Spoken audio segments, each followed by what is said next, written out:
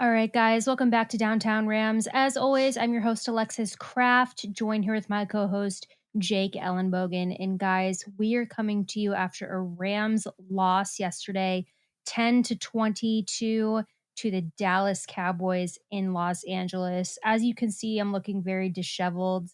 I feel disheveled. That game took years off of my life, Jake.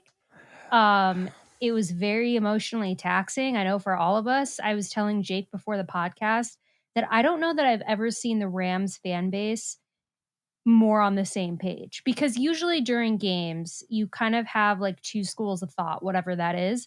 I've never seen us all come together in rage like I did yesterday, at least not in a very, very long time. It was not a very pretty loss. Obviously, no losses. But Jake, as you and I have said, what's so infuriating about this game is it feels like the Rams should have won. The Cowboys offense didn't really do much. Jake, the Rams, both offensively and defensively, looked pretty poor. Obviously, I think the defense looked a lot better than our offense. I think the defense was kind of the saving grace, per usual, for the Rams. But Jake, offensively, what a nightmare. I mean, there's a multitude of reasons for that. I mean, obviously, the offensive line wasn't much better. I know we got David Edwards back for most of that game. Sadly, he did get injured again with what looks like a concussion protocol injury. So he didn't finish the game, but he was in there for most of the game. We thought that would help. It did not. Not only that, the run game, Jake, probably the worst we've seen it. I mean, maybe not in terms of statistics, but just well, actually, I probably could pull up the statistics, and we are going to get into that more specifically. But Jake, yeah, let's not get into that right now. Yeah. But the run game, abysmal. Again, trying to force feed Cooper Kupp. I mean, there were moments in time, Jake, where Matthew Stafford literally had no other option but to throw to Skoranek or to throw to Robinson or to throw to Higbee. And those were moments I felt like where we started to get positive momentum.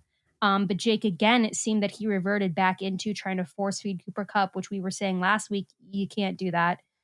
People are going to catch on to that. Well, they have already. And Cooper Kupp, because he's Cooper Kupp, has been able to still kind of make stuff happen. But Jake, I mean, I want to hear your thoughts because, again, like I said, offensively and defensively, very poor. Defensively, again, it just seemed that we couldn't tackle. Again, when we talk about how great this defense has been, they actually have been great. The problem, Jake, is it seems like this defense kind of shoots itself in the foot because they can't tackle. And we've seen 2 weeks now back to back where they give up major touchdowns and you got 4 guys trying to tackle somebody, missing the tackle. So that's not great. So yeah, I just want to, before we start kind of breaking down individually each aspect of kind of things that went wrong, what are your overall thoughts on yesterday's game? My overall thoughts are, I was so upset. I understand it's like a certain way of dodging it, right? You have the fan base, some of the fan base, the fans that are still like, oh, it's okay, we won the Super Bowl. That's great. I mean, yes, you won in the same calendar year, but it's next year. I mean, we're literally, Alexis, we're going into week 6 and people are still like, it's okay because we won the Super Bowl. Like, no, it's not okay. This isn't acceptable. How can I even, where do I start? The fact that Matthew Stafford threw 308 yards with the offensive line protection that he's had the last 2 weeks. I mean, I'm honestly blown away by the way Stafford has played under immense pressure with nothing really going for him. It's been impressive to see. And it's really just shown you that, look, let's just call it like it is. This offense, it's just like it was in Detroit right now. Matthew Stafford feels right at home because it is back in Detroit. That's why he's able to throw for 300 yards with no offensive line. The run game. I mean, we could talk about how bad the offensive line is, how they can't protect, but you're running play action with no run game to speak of. You have your best running back in every time you throw the ball, and you have your second best running back in every time you run the ball. So, Alexis, if I'm not mistaken, when number 27 is in and they're throwing every time, and then number 3 comes in, they're running every time, isn't it really easy as a defense to just be like, oh, number 3's in, I guess they'll run the ball? Like, I mean, come on. You can't be that, predictable. And they're giving, it's like, it's baseball season, or everyone's talking about the postseason and all that. Sorry, Alexis. But my point here is that was not a dig. I actually felt bad. But my point is how, like pitchers, they tip off their pitches. They can see like the seams and everything. Batter can, okay, he's throwing a 2-seamer on this pitch, or okay, this is a breaking ball. This one's a fastball. The Rams are doing that with their offense by putting out certain guys when they're run. I mean, it's so obvious when they're going to run the ball. It's so obvious when they're going to throw the ball. I will say this, okay? Looking at the offense, they're still moving the ball despite all of their mishaps. That's the incredibly frustrating thing. Somehow, as bad as this offense has been, scoring 10 this week, was 9 last week, 20 the week before when you were dominating the Arizona Cardinals, 20. This offense continues to move the ball. They do not score touchdowns. They don't. Okay? I don't understand. I think obviously everything is out there. All the metrics support it. I won't go too deep into it because you're asking me my thoughts, my initial thoughts on the game. So the offense is moving the ball with all these injuries. They got to put the ball in the end zone. It's really that simple. The play calling has to be better. And on the defensive side, I have such a hard time even throwing shade at them because 16, 17, 12, that's how much the defense has given up the last 3 games. You should win every game. Every one of those games you should have won, being the Rams. Like you should, if you can't score 20 points, if you like, seriously, if you can't score 20 points, you have an issue.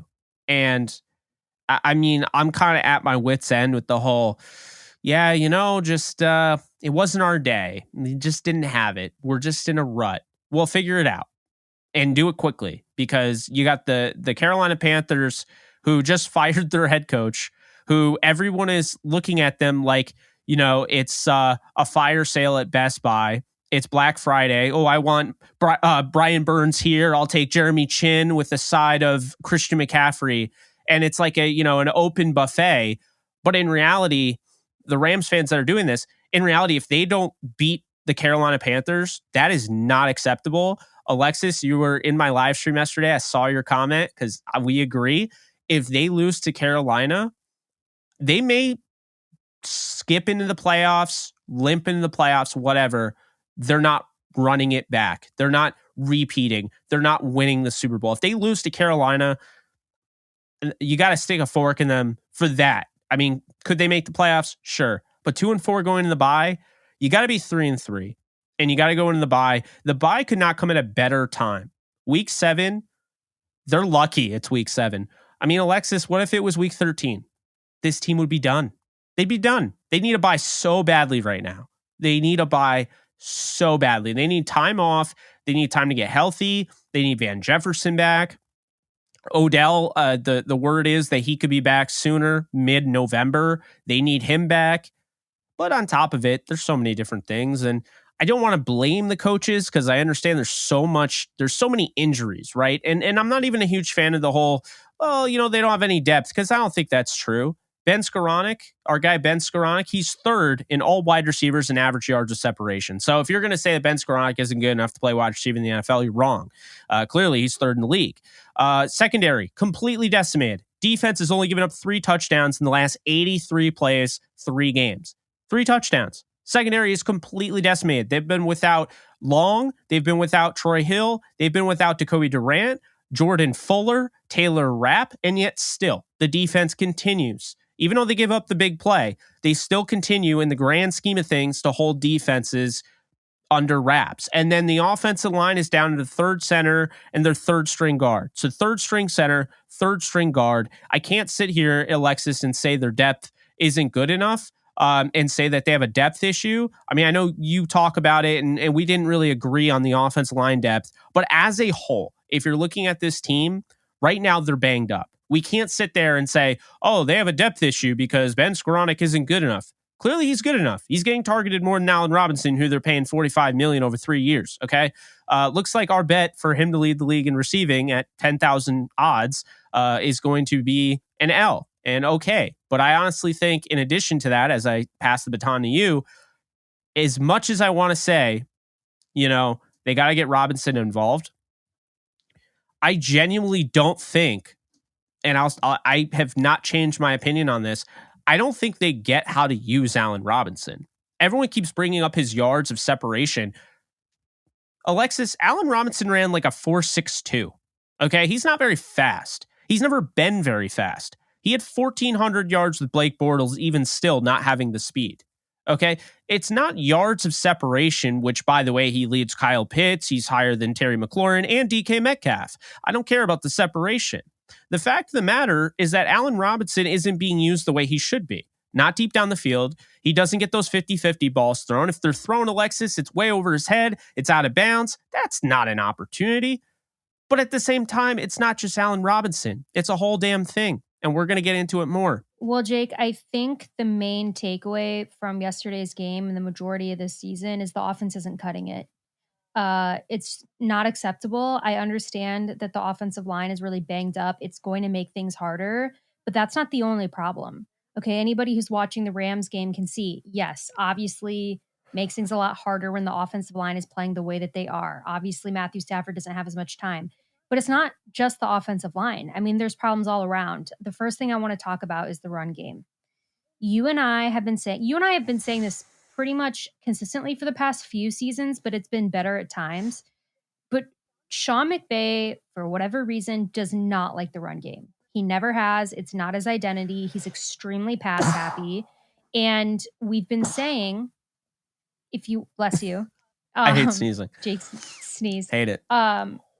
We've been saying that if this offense is going to work, especially because we are having this bad offensive line so far this season, we got to pound the ball. We have to do it.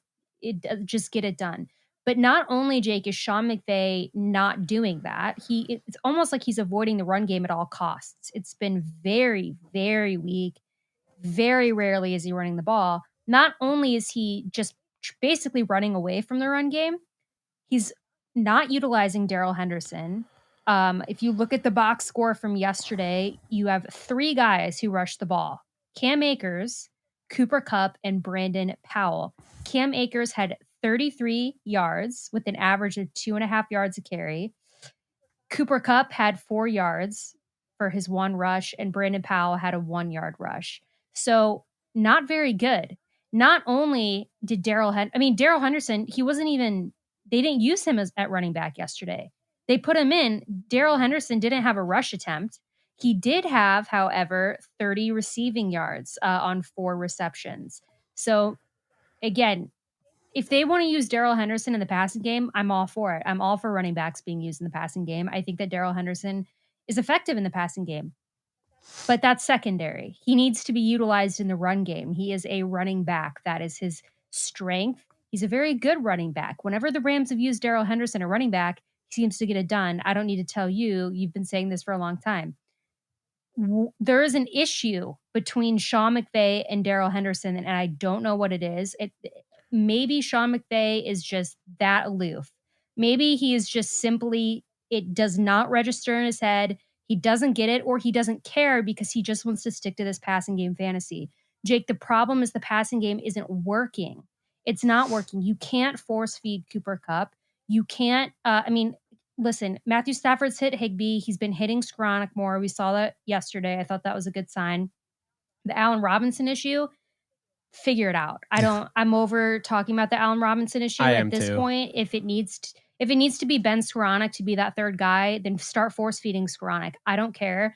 Make something happen, because we can't sit here. The whole Rams offensive identity was rooted in the pass game. That's how Sean McVay wanted it. We were able to pull it off last year. We also had Odell Beckham Jr. In the mix, and Van Jefferson, both guys, which we don't currently have. I get that hurts. But when you can't have the passing game identity anymore, you have to do other things. That includes run the ball. You're starting to run out of options. So it would be a different story, Jake, if we were sitting here and they had tried to get the run game working and it didn't work. But that's not the case. Listen, I understand the Cowboys have a pretty good defense. I'm not discounting that. I think a lot of our offensive issues most of them were on us, but I also think we did play a pretty good defense yesterday. So I'm giving credit where credit's due. They got to do something, Jake. They can't just keep throwing the ball. Sean McVay, honestly, I'm tired of feeling like I'm watching a coach pretend he's on Madden the entire game. I don't understand what's going on. There's absolutely no balance. They're force feeding one receiver and it's not working. And Jake, again, it would be a different story if we saw him actually utilize the run game and it didn't work, but he didn't do it. I mean, Daryl Henderson, no rushing attempts. It doesn't make sense. It's almost like laughable at that point. I'm gonna let you give your thoughts on the run game, because I think that you got some stats pulled up, but I got stats. Yeah, what are your thoughts on that? Yeah, I mean, you saw my video. Yeah, a lot of people saw my video. I don't know how more blatantly obvious I can make it that Daryl Henderson's the better running back than Cam Akers, and I think it does start there, because look, everyone will say the offense line. You're not wrong. But, instead of me and you just regurgitating exactly what everyone's hearing, let's add context to the offensive line. How can we make this better? Because right now, hate to break it to you, but the offensive line can't get a whole lot better. Okay, they are down to their third string in a lot of positions. They can't just immediately get more talented. They can go out and sign somebody. Guess what, Alexis? You sign somebody, now they have to learn the offense. So it's not as simple as just, we plug and play and see what happens. No. So right now, the way I see it is there are ways to alleviate the pressure on Matthew Stafford and help with the offensive line. And I think the number one way to do that is run the ball effectively. I think, it's easy to clump the offensive line, their pass protection woes into the run game. Very easy to do that. But, I'll tell you right now, I'm tired of it. I'm tired of hearing it. Okay, there were holes early on that game, and Cam Akers ran like per usual into the back of his offensive lineman or into two defenders. Okay, it does not make any sort of sense. It doesn't. It really doesn't. On 1st and 10, Daryl Henderson this season alone is averaging 4.8 yards per carry. That's 16 for 68 yards. Cam Akers has 30 carries, so 14 more than Henderson. He's averaging 2.2. If you want to tell me that going and having 2.2 yards per carry on 1st and 10 isn't crippling drives right away, then you're out of your mind, because 30 for 66 isn't acceptable. He's had 14 more carries and Henderson still has more yards on 1st and 10. That split is out there. You can go check it out on Pro Football Reference. He's 8th, by the way. Daryl Henderson is 8th in DVOA, which basically measures defense, measures a lot of different things. His success rate, I've already said, is higher than that of Saquon Barkley, Joe Mixon, Najee Harris. Okay, so I don't need to throw these out there anymore because people already know how I feel about Henderson. But the thing here is that when you are struggling to run the ball, the problem with McVay is he ran 13 times for 33 yards with Cam Akers and was just like, I guess we can't run the ball today. That's ridiculous. Let me just remind you, going back to our show, we talked about it. Dallas is not good against the run. They needed to run this football probably 25 times between the two running backs, at least. But even more so, Alexis, 30th in DVOA against the left end run. That's any run outside of the left tackle going to the left. They're 30th in the league in defending that. Leonard Fournette killed him. Antonio Gibson killed him. They got killed on that left run. Did the Rams run the ball to the left once? I don't even think so. So it is just not acceptable, because I think they came into this game with a completely different game plan of what it was sitting right in front of them. Like, hey, this team can't stop the run. Let's just pound the rock. No, instead they come out with their passing attack, trying to establish the pass to set up the run. I don't think that was the right approach. When you already know that your third string center's there, you have your backup, technically your third string right guard in Jackson, who had a really bad game. Havenstein looks banged up. I mean, they won't admit it, but he is not himself. Nopum's not playing well. And in addition to that, Edwards is coming back off his concussion. I'm not sure if I want to start off the game right away with the pass. And so, of course, it comes to 3rd and 1 where, Daryl Henderson is, golden on those short area yards. I mean, he's had like 6 conversions out of, I forget what it is, like 4 out of 6, and Cam Akers has converted 2 out of 6, whatever. Regardless, Daryl Henderson is in on that play, and they don't run the ball to him. Instead, they go play action. Actually, Akers, I believe, was on that play. They go play action. Stafford gets decked. the ball comes out and they scoop and score. So that's how you start off the game. You didn't run it once on that drive. Then you try to play action fake it. The time is gone because nobody's biting and you get absolutely destroyed. Now, does the offensive line have to be better than that? Absolutely, but it's not. So you have to work around it. Saying that there are different things you can do is not like basically saying that, oh, the offensive line's fine. It's not.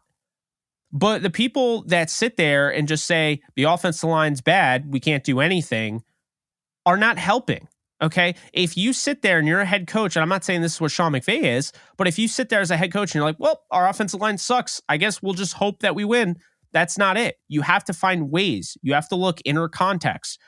Run game with Daryl Henderson might not have worked, but it would have worked a hell of a lot better than it did with Cam Akers, who missed multiple holes to start the game. And basically what that does, Alexis, is when you're not able to establish the run, you're trying to run the play action passing attack. No one is going to bite on the play action. No one knows that you're running the ball, or they don't even care. They don't even care because you can't run the ball. So you didn't establish the run. And then on top of that, it's too late in the game to actually run the football. So they're pinning their ears back with their pass rushers. They're putting pressure. They're blitzing, because at this point you can blitz Matthew Stafford. He picks apart the blitz, but hey, hate to break it to you, if Stafford gets hit before he can even move into his third step drop, yeah, sorry, doesn't matter that he picks apart your blitz. No one can get rid of that ball that quickly. So I am really tired of this type of game plan. I thought they neglected the biggest weakness that Dallas had. And I think in a sense, I hate to say it, but I think they kind of deserve this loss, because not really the defense, but the offense, because they didn't really make adjustments. It was kind of like, yeah, maybe we can get Cooper Kupp to go for 75 yards. Okay, you did that once. Oh, Tutu Atwell deep down the field for 55 or whatever. You didn't go to him again. It's like that worked. And literally every time Atwell's been out there, he's run by everybody. So the speed is not the issue. It's if you can actually hit him in stride. Deep balls are not a guarantee either. The deep shots down the field aren't. But Stafford's hit 1 of 3, I think, this year for Atwell. Why didn't they try that again? I don't get it. And then on top of that, the special teams comes through with the fake punt. Then they can't even, they end up punting on that drive. They can't even get points out of it. It was just embarrassing, to be honest with you. Dallas is a great defense. The Bills are a great defense. 49ers are a great defense. That still doesn't mean that right now Matthew Stafford should be pressured for 84 times in the first 5 games. That's just that is not acceptable. Right. I mean, you bring up, it is frustrating because there are a lot of excuses going around. I think some of them are valid. I think most of them aren't.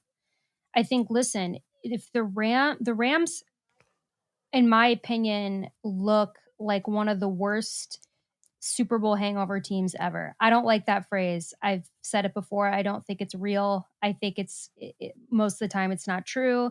However, the Rams are making a pretty good case for it. They look like a completely different team. I understand that we're missing some key players that we had both offensively and defensively that we had in the Super Bowl. I get it. I don't think it's any excuse to be playing the way that they're playing. You want to talk about the run game? Cam Akers, he can't find the hole. I mean, he can't like run. Like, that was such a major part of, I think, the failure of the run game yesterday. And again, another reason why did we not put Daryl Henderson in there? I mean, Cam Akers, everybody was talking about it. He just could not. He would have wide open gaps just waiting for him to run through, and he would run right into a group of 4 guys. It was almost comical, Jake. It was actually almost like we were watching it, and it was like before he even ran the ball, we knew what was going to happen. I don't get it. Whatever is going on between McVay and Henderson, I hope that they work it out, and I hope that Sean McVay gets him in there, because it's unexcusable, especially when you look at the numbers. And again, I know that you've done this on the show and also in your video. Compare the numbers; it's like a no-brainer in terms of the run game. Now, Jake, last thing about the offense, the receiving game, Cooper Kupp, amazing, always had another touchdown yesterday. Yeah, 75 yards on who was that? Trayvon Diggs. Right? I'd be talking a lot more smack if they didn't just lose 22-10. Cooper Kupp, he's great, but he can't, again, as we've seen, he can't do it all by himself because we still lost. And now he's banged up. You got, again, Allen Robinson not doing much. I think it's time to just start putting a lot more responsibility on Ben Skowronek, because I think that he can handle it, Jake. I really do. I think any time that we have seen Ben Skoranek, now he has had a few drops here and there.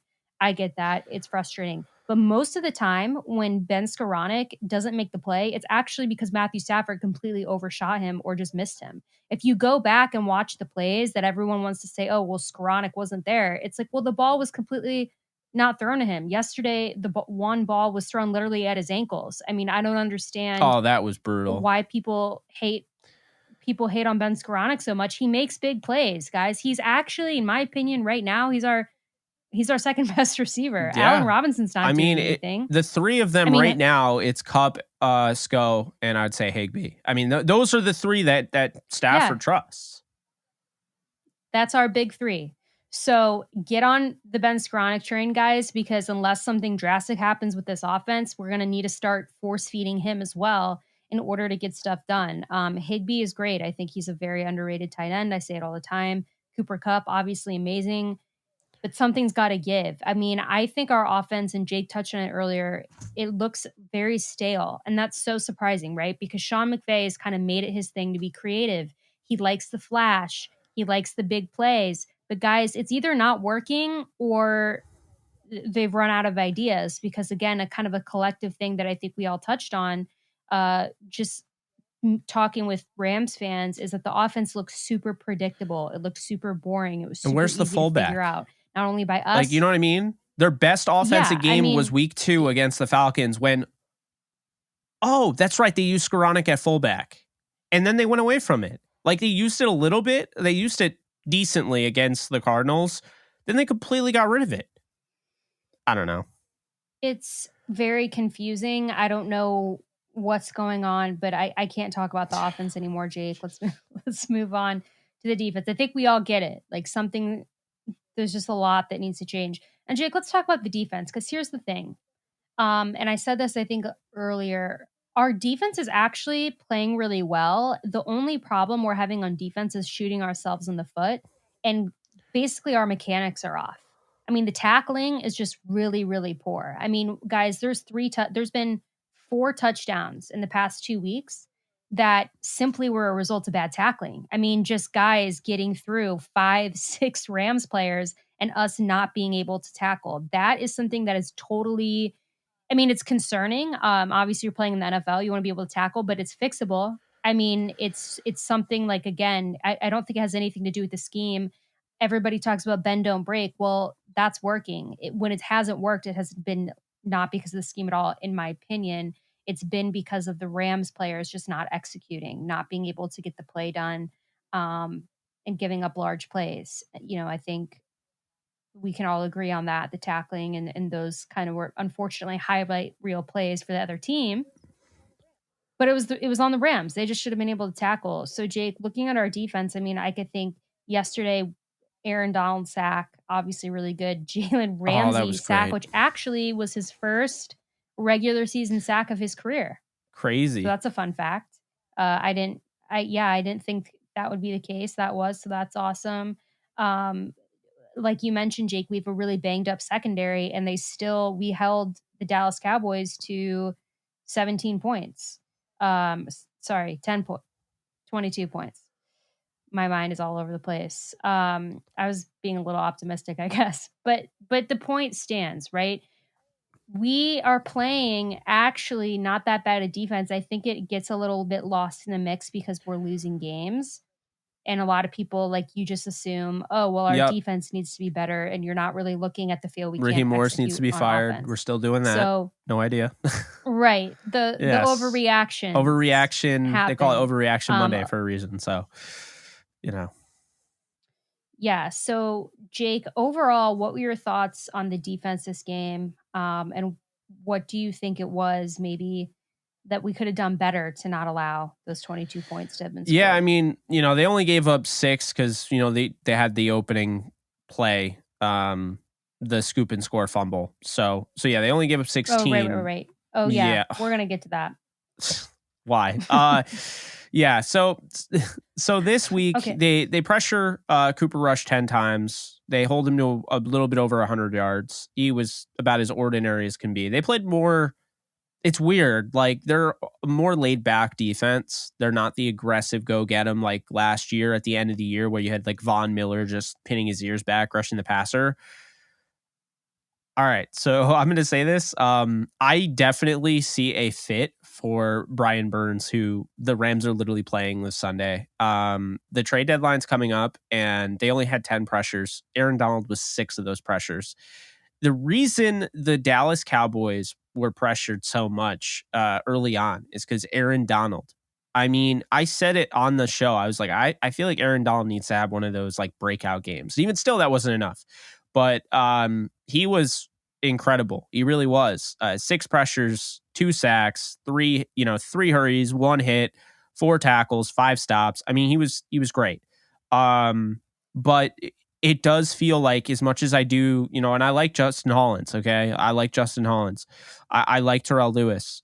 Lewis has had a little bit of a disappearing act since he started off the season kind of impressive. Now, all of a sudden, we haven't really seen him. Leonard Floyd had 1 pressure, really just hasn't really done anything this year. He has not looked great. And I don't know. I think the Rams don't have enough edge pressure, and I think it really shows you that the Rams are thinking this way, because why else was Aaron Donald lining up at edge, and the sacks he had, edge reps.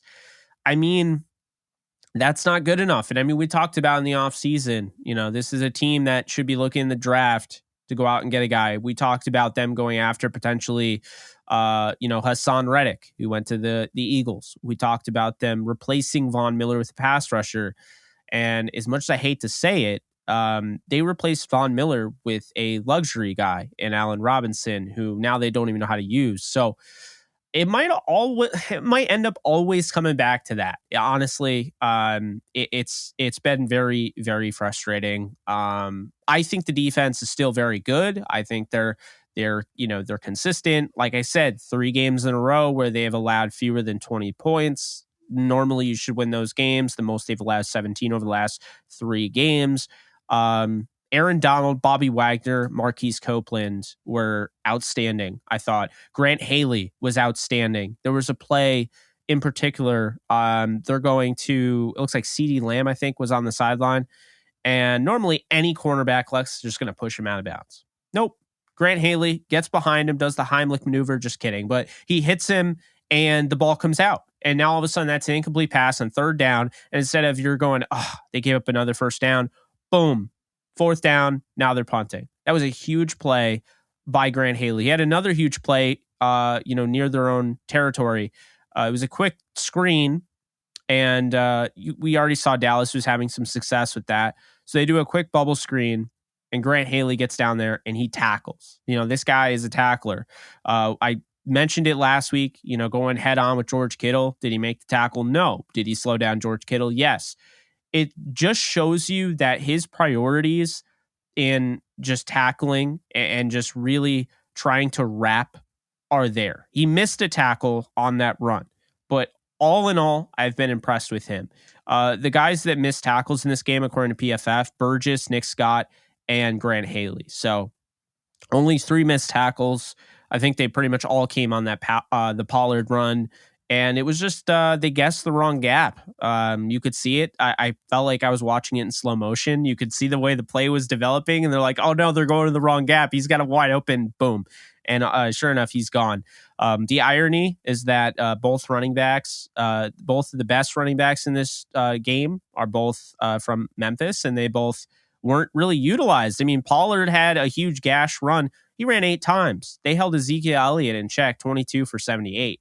The Rams didn't even run Daryl Henderson. So, just looking at this defense, though, it's not super flashy, but it's getting the job done. And it looked like it was going to be flashy, Alexis, because they had 3 turnovers against Josh Allen and the Bills. They started off the season with turnovers, and now it's like they're not. I mean, can't really blame them. They had some strip sacks, but they have not had turnovers, and all in all, I think that this defense is enough to, right now, if the offense just scored a little bit more, they right now could be, I'll say it. I mean, they should be 4-1 right now with the way the defense is played. I believe that. I think that the offense has failed. The defense, only one half, you could argue, the offense has actually done anything, because the first half against the Falcons, they were dominating. It was great. It was like, oh, we've been waiting for this since week 2. So you're thinking, okay, this is going to be their offense. They just had a bad week against the Bills. But it's bad week after bad week. The defense, however, continues to get flack because they give up that one big play. They've been pretty darn good aside from that big play that they've given up. Now, that doesn't mean it's not important. Doesn't mean that they shouldn't, because they should not give that up. But when you're playing the way they are, there's just no excuse. The offense should be way better, and it's not. And luckily, they don't have a bye week 13 or 14 or any of that crap. They have a bye after this week, in which they get a chance to get back on the high side, win the game against Carolina, regardless of how they win it. Just freaking win it. I want it to be a statement win because you're going up against a bad team. But at this point, I'll take a win however we get it. 3-3, go into the bye. You have the Niners. You come out of the bye healthy and beat the Niners, the whole season will turn. The whole season will turn around. They have a huge opportunity, but they cannot lose to Carolina. They have to keep doing what they're doing on defense. That offense has to find its stride. I think it will, but they got to beat Carolina before Van Jefferson comes back and the cavalry arrives. Well, Jake, to close out this episode, we do have some questions via Twitter. So we're going to answer these pretty quickly. Some of these we kind of already answered, but I'm going to read them anyway. So from Big Slick, why does McVay refuse to ever establish the run? I have no idea, we talked about that a little earlier. Kyle Shanahan's the run guy. Sean McVay's the pass guy. I don't know. That's my best explanation. But you're right in asking that, because I will say, before you bring up the other questions, I watched the presser and not one person asked Sean McVay why Daryl Henderson didn't get a carry. Not one person. So, Professor asked, what can be done right now to fix that O-line? Follow-up, should the Rams sign a fullback to help the running game?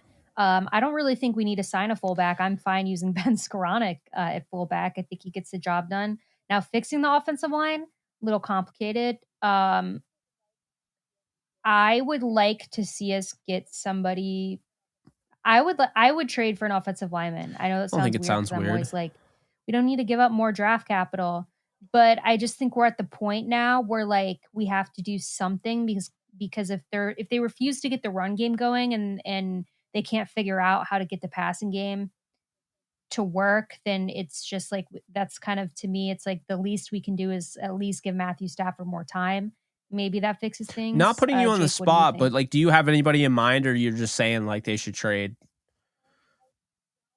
Because I got to do my research. I don't even know who would be available, Alexis. I really don't. This guy won't be available. I'd be very surprised if he's available. But our guy, Michael that'd be cool, from the Patriots, is that, and I've seen his name floating around a little bit because like the Patriots have like Cole Strange has been amazing for them so far this season.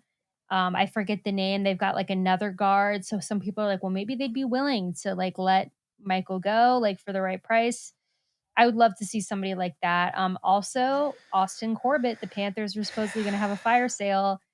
I would be very surprised if the Rams did that. It's the Probably money. Not, but that's the problem. It's worth a shot. Yeah, they're going to have to, because here's the thing. If you trade for a guy that was just signed, it's not really easy. I expect if they were going to make a trade, it would have to be for a rookie deal, or like Von Miller, you get a guy on an expiring deal, and then the other team takes on the rest of his deal, and you give up an extra pick. Like Robert Quinn makes sense for that reason, right?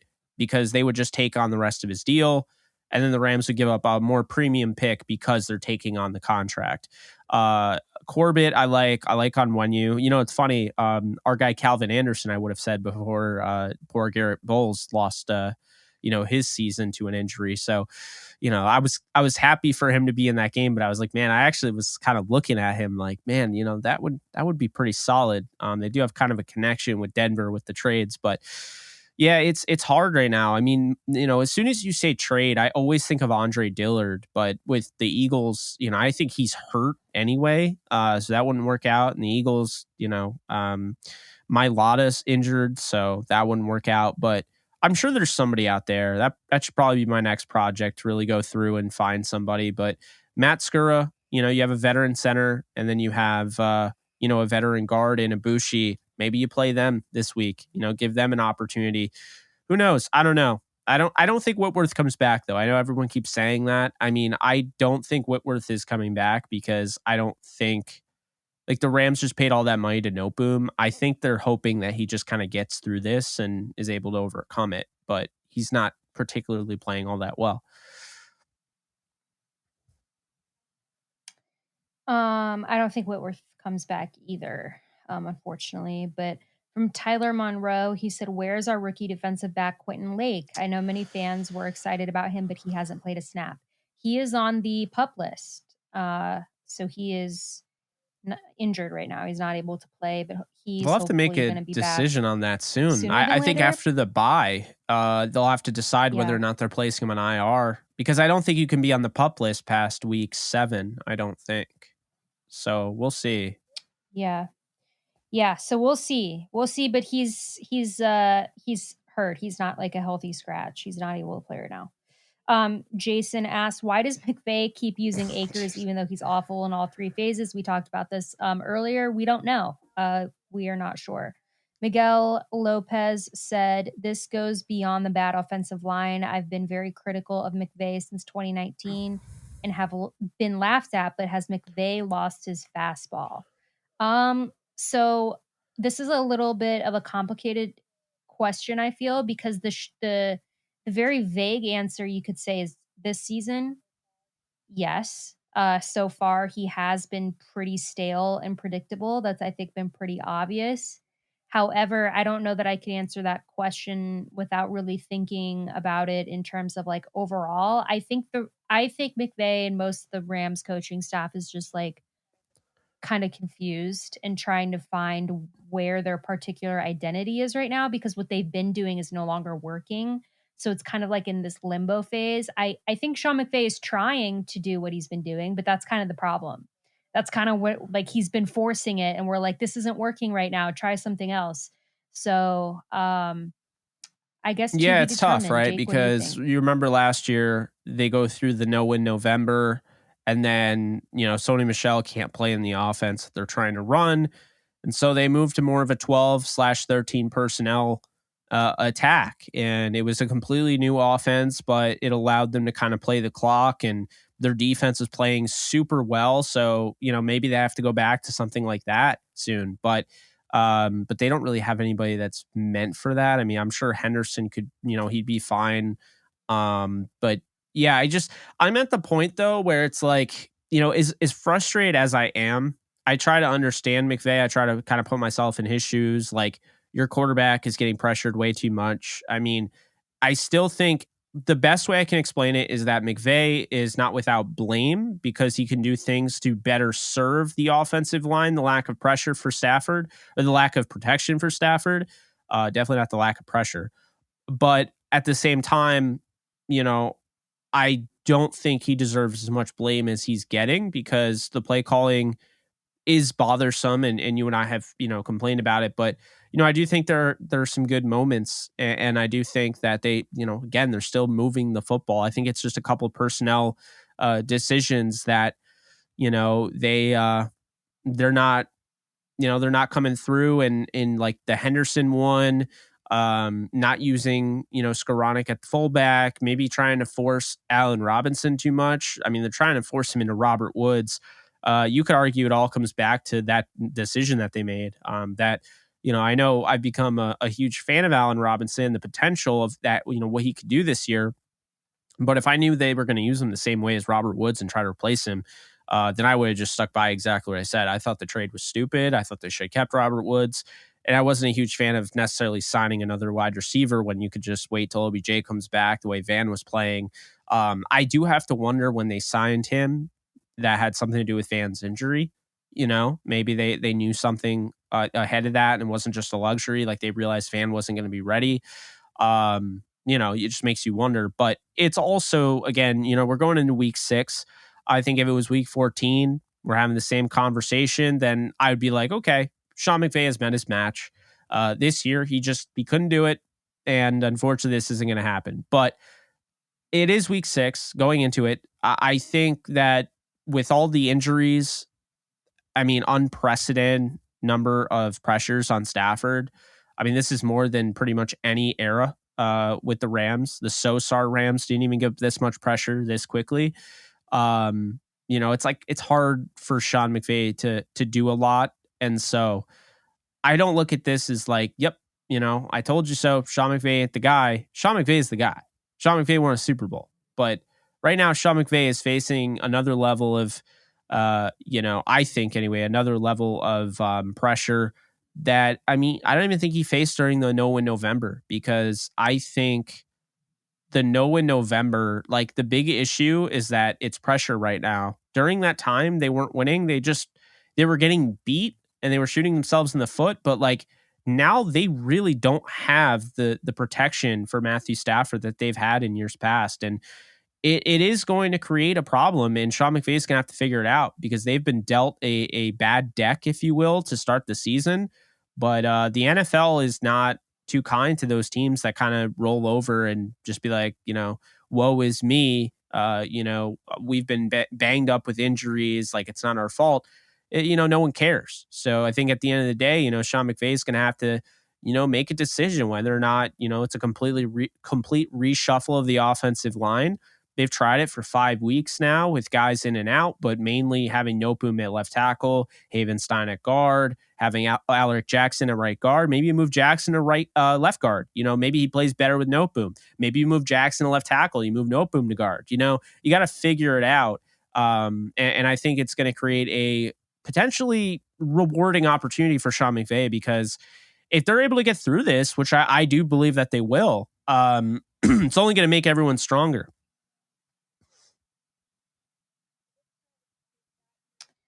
So this kind of answered that, your thing just kind of answered the next question a little bit, but Luke asked, where do we go from here? It seems like there's so many glaring problems that we just don't know where to start and keep limping into games. So kind of basically what Jake just said. I think we just really need to, simple, like quick fix. Obviously, offensive line really needs to step up and run the ball. That is like, if I had to break it down to like the very simplest, like give us just the bare minimum. Like, what do we need to do? I'd say run the damn ball. I don't care anymore. Just do it. Like, suck it up, get it done.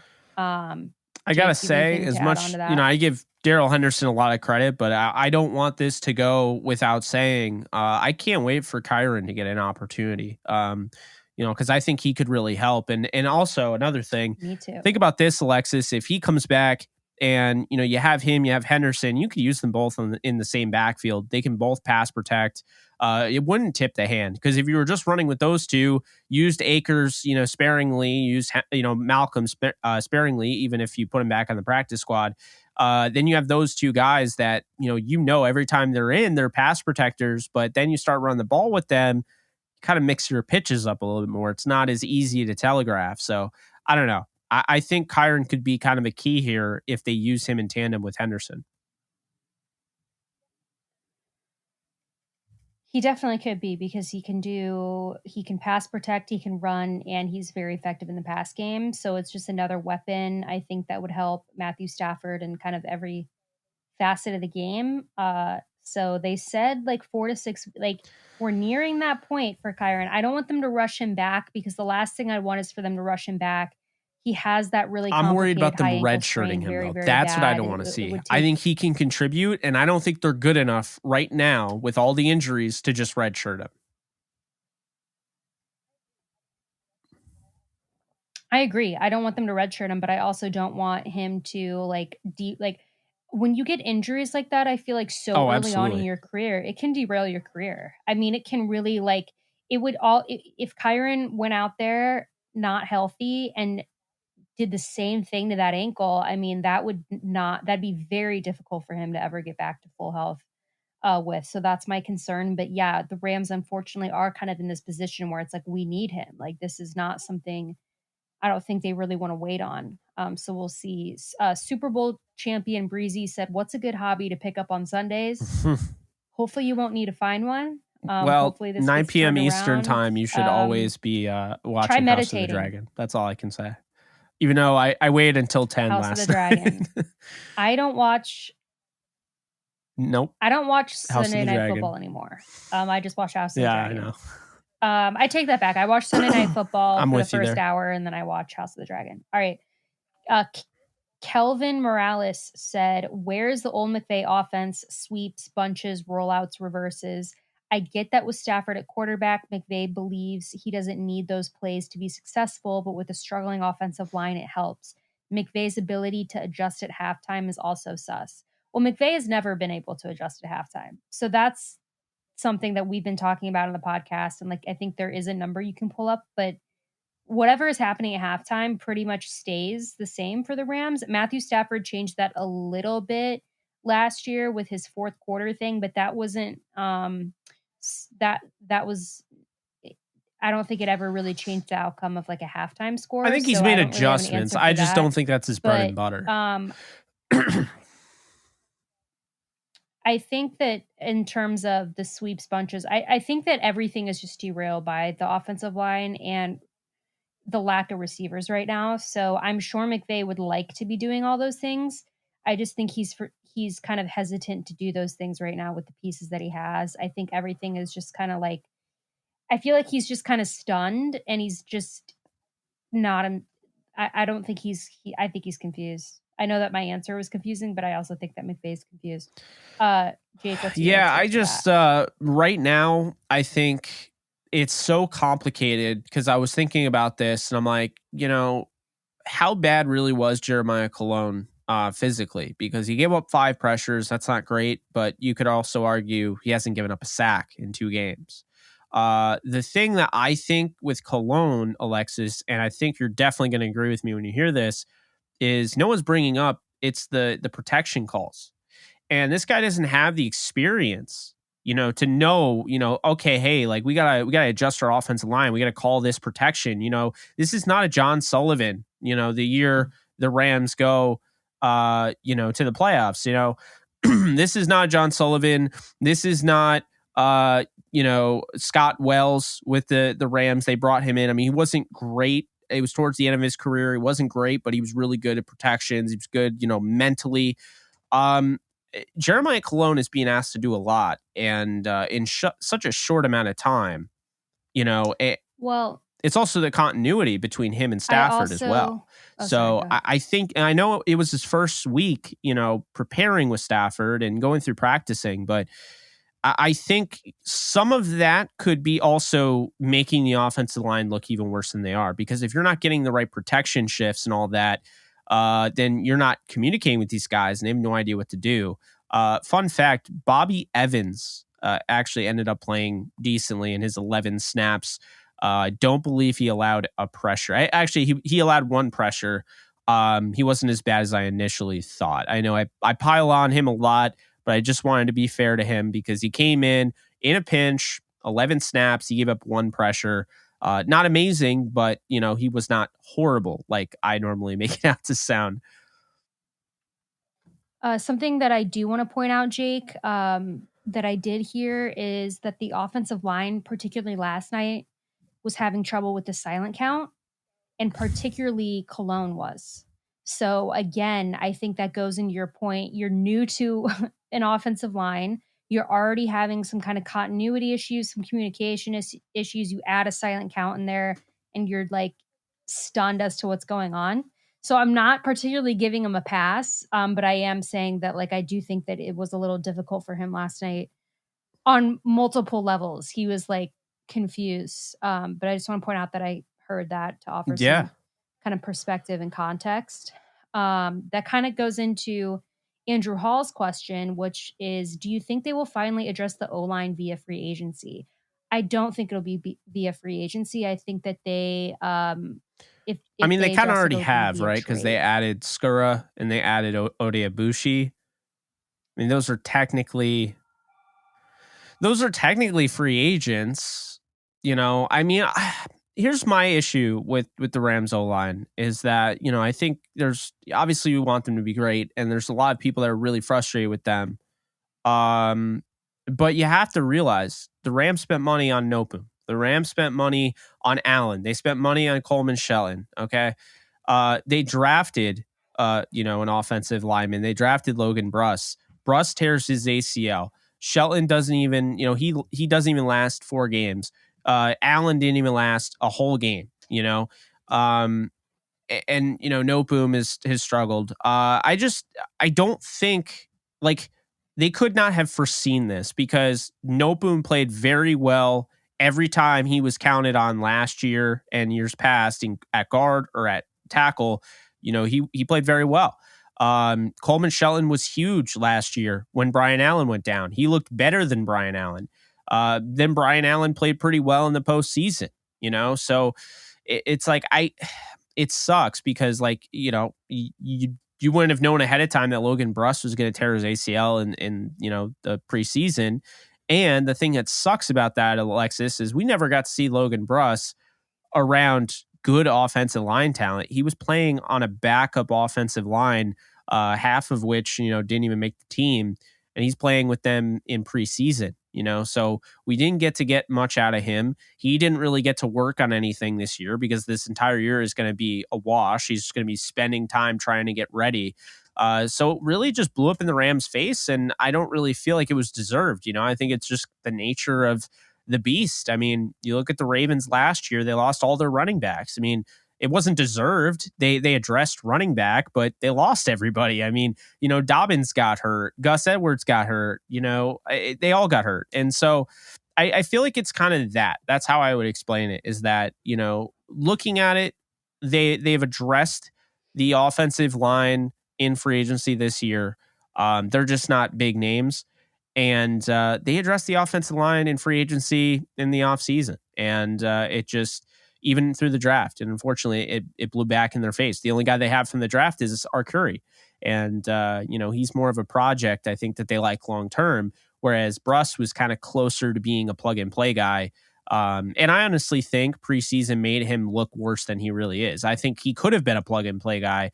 He should be starting right now. But unfortunately, the way it is, the injuries affected him and he's out for the year. So, you can't know until you know.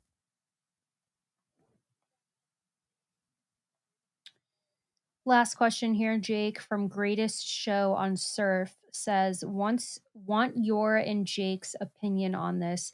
I'm not as concerned and or mad about the Rams' record as much as I am about how they are actually playing.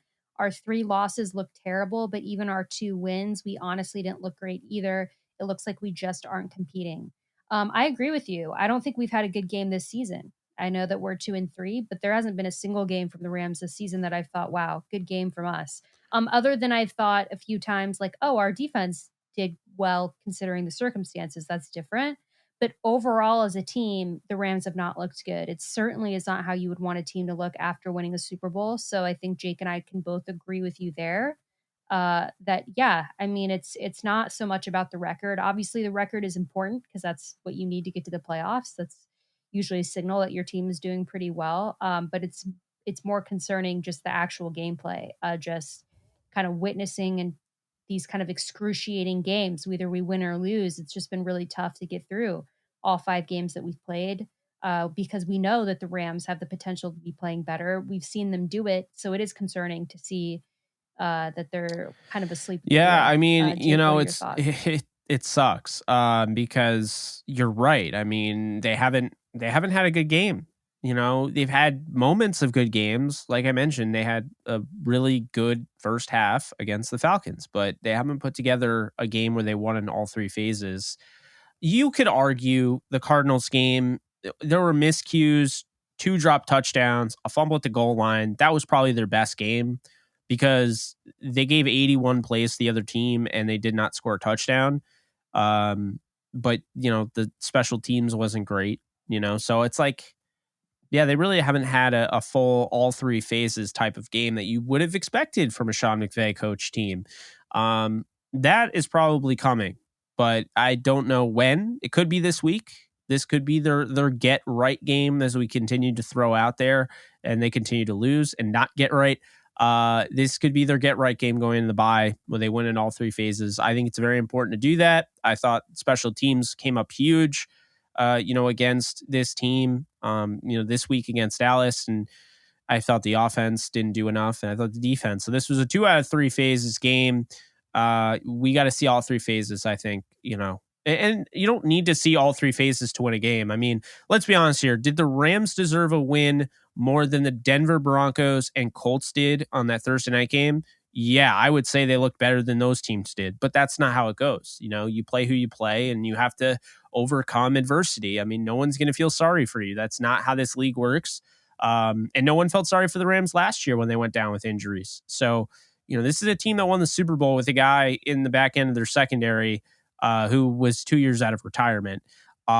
So, I just think at the end of the day, they haven't looked great. It's, going into week 6, they have a golden opportunity. I know they have to go East Coast. I know they have to play Carolina, but they've had some success against Carolina, and they're the better team, and they should win. And they should win pretty easily. Carolina doesn't mean they don't have great pieces on their defense, but, the 49ers just destroyed them. And we saw the 49ers offense. It wasn't anything to go crazy about. They barely scored on the Rams. I mean, they had a couple explosive plays. Aside from that, you take those away, they didn't really do much. So, you got to definitely worry about the pass rush and get the offensive line right. But there's no excuse for the Rams to be 2-4 going into the bye. None. Certainly not taking an L against the Carolina Panthers. There would be zero excuse. Earlier in the season when we played the Falcons, they were considered the worst team in the NFL. If you look at odds kind of for first round pick next year, now it is the Panthers by far. So guys, again, we're going to cover the game, the preview, obviously against the Panthers coming here this week, but that would be the perfect opportunity for the Rams to capitalize. If they don't, that's a whole nother conversation. And that will be very excruciating for us to cover. But I have faith. I really do have faith that we're going to bounce back this week. So that's positive. And then on a positive note, guys, as always, if you like what you hear, please like and subscribe. You can follow us on social media at Downtown Rams. You can follow me on Twitter at the Alexis Craft. You can follow Jake at JK Bogan. Like I said earlier, we will be back later this week to preview the Rams versus Panthers matchup. But guys, until then, stay safe, take care, and go Rams. If you haven't joined Prize Picks yet, you need to do it this season. Prize Picks allows you to pick up to 5 player props, and it gives you the option to 10x your winnings. Look at this right now. Tom Brady right now, for a limited time only, is a free square, because unless he gets hurt, he is going to be getting that 0.5. I'm going to select Tom Brady. I'm going to select Josh Allen going 275.5, Matthew Stafford going 265.5.